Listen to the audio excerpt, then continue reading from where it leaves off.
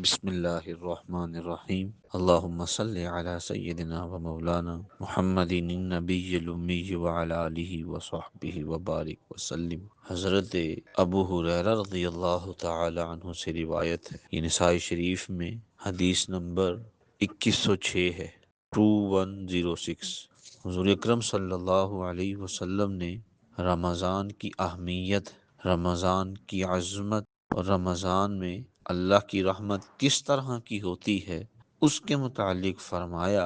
اتاکم رمضان شہر مبارک۔ حضور نے فرمایا تمہارے پاس ماہ رمضان کا مہینہ آیا جو مبارک مہینہ ہے، فرض اللہ عز وجل علیکم صیامہ، اللہ نے اس مہینے میں تم پر روزوں کو فرض کر دیا ہے، تفتح فیہ ابواب السماء، اور تمہارے لیے آسمان کے دروازوں کو کھول دیا گیا ہے، تغلق فیہ ابواب الجحیم، اور تمہارے لیے جہنم کے دروازے بند کر دیے جاتے ہیں، وتغل فیہ مردۃ الشیاطین، اور جو بڑے شیطان ہوتے ہیں وہ جگر دیے جاتے ہیں، للہ فیہ لیلۃ، اس میں ایک رات ہے، خیر من الف شہر، جو 1000 مہینوں سے افضل ہے۔ اور پھر آخر میں حضور صلی اللہ علیہ وسلم نے فرمایا، من حرم خیرہ فقد حرم، جو اس کے ثواب سے، اس کی رحمت سے محروم رہ گیا سو گویا کہ وہ بالکل ہی محروم رہ گیا۔ کچھ ہی دنوں بعد رمضان کا بابرکت مہینہ آئے گا، اور اس کے متعلق یہ حضور صلی اللہ علیہ وسلم کی حدیث ہے۔ اور رمضان کی عظمت اور اس کی شان کے متعلق آپ اس سے اندازہ لگا سکتے ہیں کہ رمضان سے پہلے شعبان ہے، شعبان سے پہلے رجب کا مہینہ آتا ہے، تو آپ صلی اللہ علیہ وسلم رجب کے مہینے سے ہی رمضان کی تیاری، رمضان کا انتظار کرنا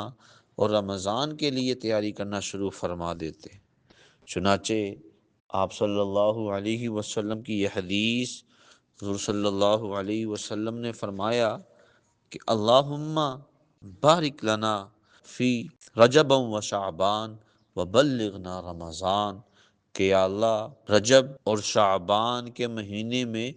برکت عطا فرما،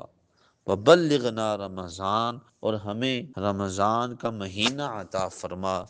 یہ گویا کہ 2 مہینے پہلے ہی حضور صلی اللہ علیہ وسلم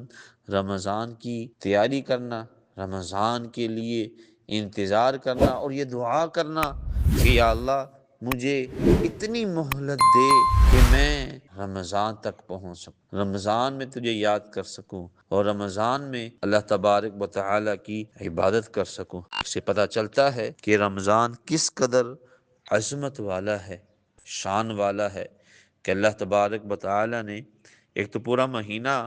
مسلمانوں کو عطا فرمایا، اور پھر خصوصیت کے ساتھ اس میں ایک رات اس طرح کی رکھی جس کو سورۃ القدر میں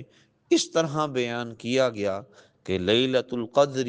خیر من الف شہر، جو رمضان کے آخری عشرے کے طاق راتوں میں کوئی